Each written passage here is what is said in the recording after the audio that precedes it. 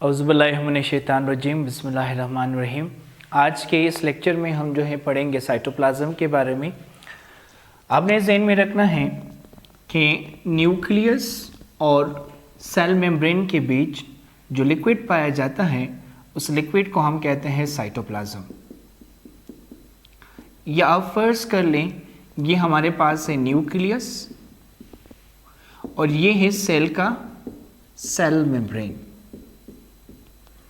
तो cell membrane और nucleus के बीच जो लिक्विड पाया जाता है उस लिक्विड को हम कहते हैं साइटोप्लाज्म। साइटोप्लाज्म का दूसरा नाम है लिविंग जेल। साइटोप्लाज्म का दूसरा नाम क्या है? लिविंग जेल है। साइटोप्लाज्म को अगर हम देखें तो साइटोप्लाज्म का 90% वाटर से मिलकर बना है और इसके रिमेनिंग जो 10% है उसके अंदर जो है मुख्तलिफ स्मॉल और लार्ज मॉलिक्यूल्स इंक्लूडेड है। स्मॉल मॉलिक्यूल्स में से एग्जाम्पल हमारे पास है amino acid, fatty acid, glucose etcetera.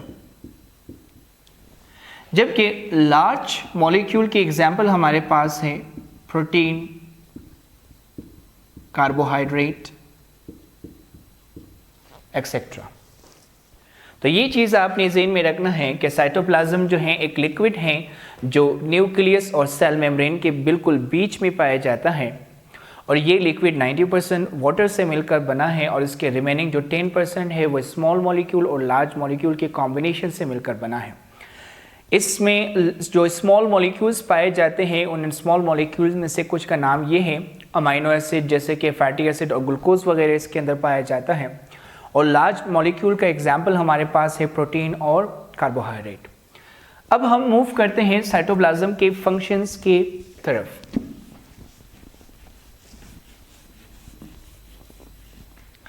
Cytoplasm का सबसे पहला फंक्शन वो ये है, सेल के अंदर जितने भी ऑर्गेनेल्स हैं वो सारे ऑर्गेनेल्स सेल के साइटोप्लाज्म के अंदर पाया जाता है। All the organelles are present in the cytoplasm of the cell.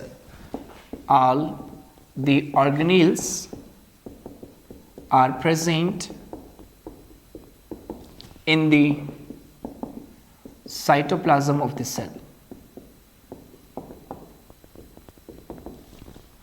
और इसी तरह अगर हम देखें ज़्यादातर जो मटेरियल्स होते हैं वो सेल के साइटोप्लाज्म के अंदर ही स्टोर होता है। फॉर एग्जाम्पल लिवर सेल के साइटोप्लाज्म के अंदर एक मटेरियल स्टोर होता है जिसका नाम है ग्लाइकोजन। तो ये चीज़ आपने ज़हन में रखना है कि बहुत सारे जो मटेरियल्स होते हैं वो मोस्टली सेल के साइटोप्लाज्म के अंदर स्टोर होता है। इसी तरह सेल के साइटोप्लाज्म के अंदर मुख्तलिफ केमिकल रिएक्शन भी टेक प्लेस करते हैं। इनमें से एक का एग्जाम्पल हमारे पास है ग्लाइकोलाइसिस प्रोसेस। इसी तरह अगर हम देखें सेल के साइटोप्लाज्म के अंदर साइटोस्केलेटन पाया जाता है और ये साइटोस्केलेटन सेल को सपोर्ट प्रोवाइड करता है और साथ ही साथ सेल के शेप को भी मेंटेन रखता है। सेल के साइटोप्लाज्म के अंदर क्या पाया जाता है? साइटोस्केलेटन। और ये जो साइटोस्केलेटन है ये सेल को सपोर्ट प्रोवाइड करता है और सेल के शेप को जो है मेंटेन भी रखता है। इसी तरह अगर हम बात करें तो साइटोप्लाज्म जो है वो एक एनवायरनमेंट प्रोवाइड करता है केमिकल रिएक्शन के अकर होने के लिए। तो ये दोबारा आपके लिए रिवाइज करता हूँ शुरू से। साइटोप्लाज्म हमारे पास जो है एक लिक्विड है जो न्यूक्लियस और सेल मेम्ब्रेन के बीच में पाया जाता है। इसे हम living gel of the cell भी कहते हैं। साइटोप्लाज्म जो है ये 90% वाटर से मिलकर बना है और इसके अंदर 10% स्मॉल मॉलिक्यूल्स और लार्ज मॉलिक्यूल्स भी पाया जाता है। स्मॉल मॉलिक्यूल का एग्जाम्पल हमारे पास है amino acid, glucose, fatty acid, glycerol. ये सारी चीज़ें स्मॉल मॉलिक्यूल के कैटेगरी में आता है। और इसी तरह लार्ज मॉलिक्यूल की अगर हम एग्जांपल ले लें तो इसमें प्रोटीन और कार्बोहाइड्रेट एक कॉमन एग्जांपल है।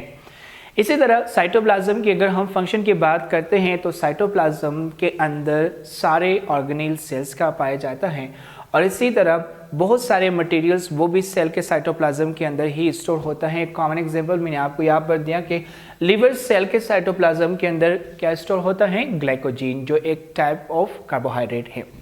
इसी तरह ज़्यादातर जो केमिकल रिएक्शंस भी होते हैं वो भी टेक प्लेस करते हैं इनसाइड द साइटोप्लाज्म। एक कॉमन एग्जांपल हमारे पास है ग्लाइकोलाइसिस प्रोसेस। और इसी तरह सेल के साइटोप्लाज्म के अंदर साइटोस्केलेटन पाया जाता है और ये साइटोस्केलेटन जो है सेल को सपोर्ट प्रोवाइड करता है और सेल की शेप को भी मेंटेन रखता है। अब हम मूव करेंगे नेक्स्ट टॉपिक की तरफ।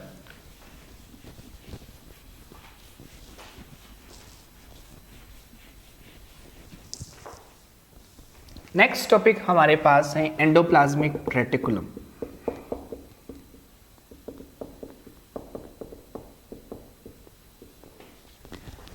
एंडोप्लाज्मिक रेटिकुलम जो है एक मेम्ब्रेन बाउंडेड ऑर्गेनेल है। It is a membrane bounded organelle.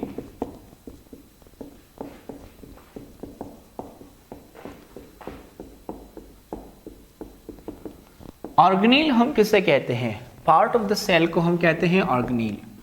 Part of the cell is called organelle. और ऐसा ऑर्गेनेल जिसके अराउंड कवरिंग पाया जाए, ऐसे ऑर्गेनेल को हम कहते हैं मेम्ब्रेन बाउंडेड ऑर्गेनेल। सो एंडोप्लाज्मिक रेटिकुलम जो है एक मेम्ब्रेन बाउंडेड ऑर्गेनेल है और ये पाया जाता है सेल के साइटोप्लाज्म के अंदर। It is present in the cytoplasm of the cell. Endoplasmic reticulum ये बेसिकली जो है 3 चीज़ों से मिलकर बना है और उन 3 चीज़ों का नाम हमारे पास है cisternae, vesicles and tubules. Cisternae ये लंबे सेक लाइक स्ट्रक्चर्स होते हैं।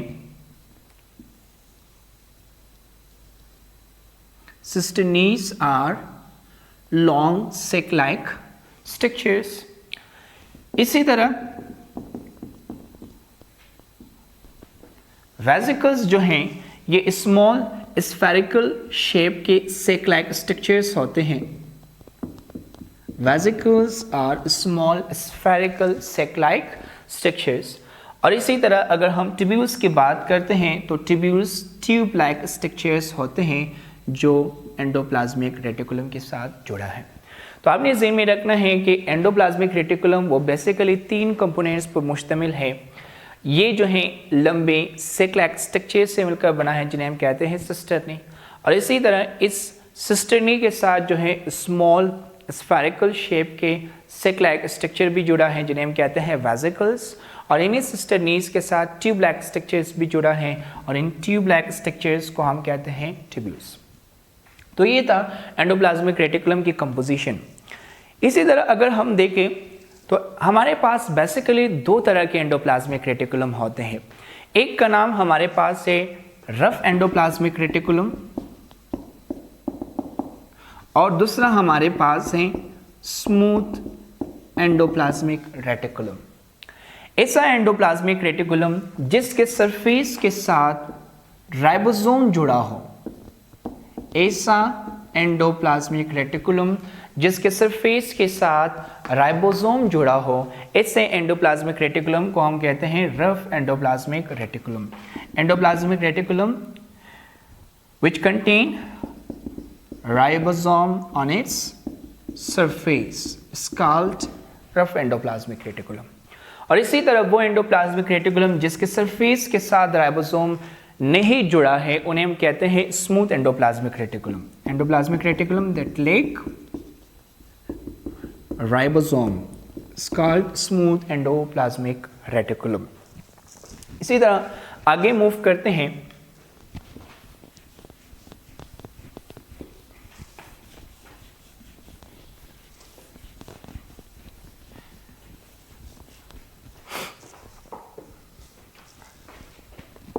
skeletal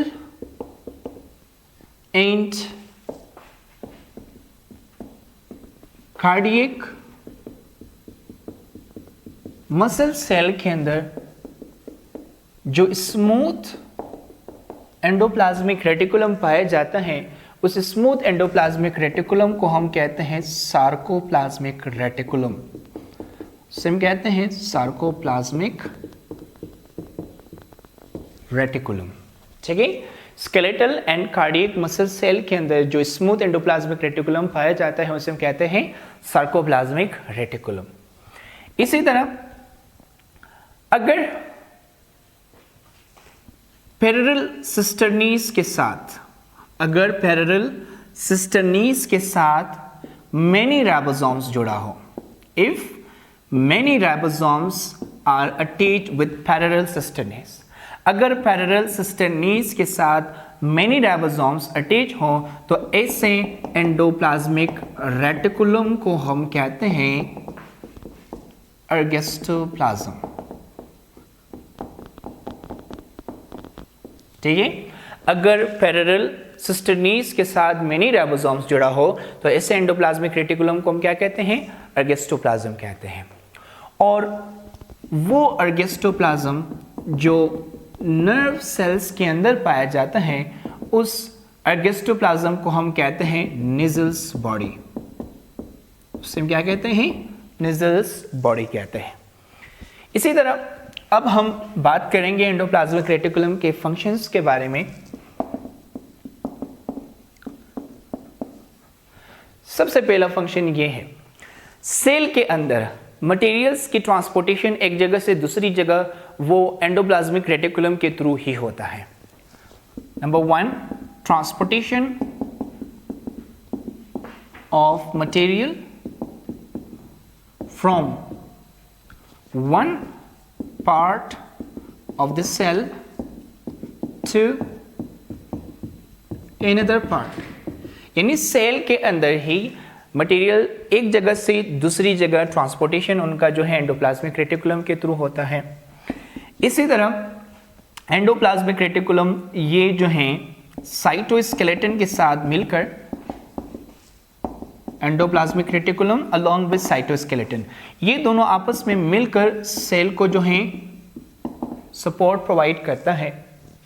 इसी तरह इसका तीसरा फंक्शन ये है कि एंडोप्लाज्मिक रेटिकुलम ये न्यूक्लियस को कनेक्ट करवाता है सेल मेम्ब्रेन के साथ। It connects nucleus with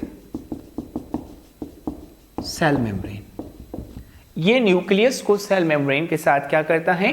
connect करवाता है। इसी तरह इसके बाकी फंक्शंस के बारे में डिस्कस करेंगे।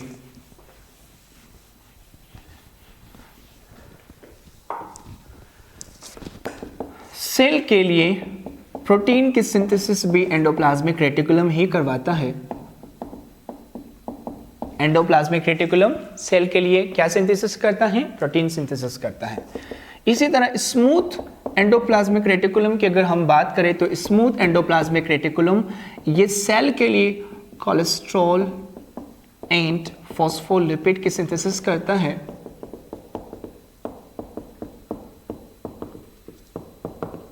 ठीक है, स्मूथ एंडोप्लाज्मिक रेटिकुलम ये सेल के लिए कोलेस्ट्रॉल और फॉस्फोलिपिड फॉर्म करता है, सिंथेसाइज करता है। इसी तरह अगर हम देखें स्मूथ एंडोप्लाज्मिक रेटिकुलम का काम डिटॉक्सिफिकेशन भी है। डिटॉक्सिफिकेशन से मुराद कि smooth endoplasmic reticulum toxic materials की टॉक्सिसिटी को या रिड्यूस करता है या बिल्कुल उसे खत्म करवाता है। इसी तरह एंडोप्लाज्मिक रेटिकुलम जो है ये ऑलमोस्ट सेल के सारे ऑर्गेनेल्स को फॉर्म करता है except mitochondria and chloroplast. All organelles are made by endoplasmic reticulum except chloroplast and mitochondria. इन दोनों ऑर्गेनेल्स के अलावा बाकी सेल्स के अंदर जितने भी ऑर्गेनेल है उन सारे ऑर्गेनेल्स की फॉर्मेशन एंडोप्लाज्मिक रेटिकुलम के थ्रू ही होता है। तो ये थी आज के लेक्चर जिसमें हमने साइटोप्लाज्म और एंडोप्लाज्मिक रेटिकुलम के बारे में डिस्कस की। अब आपको ये सब समझ में आ चुका है।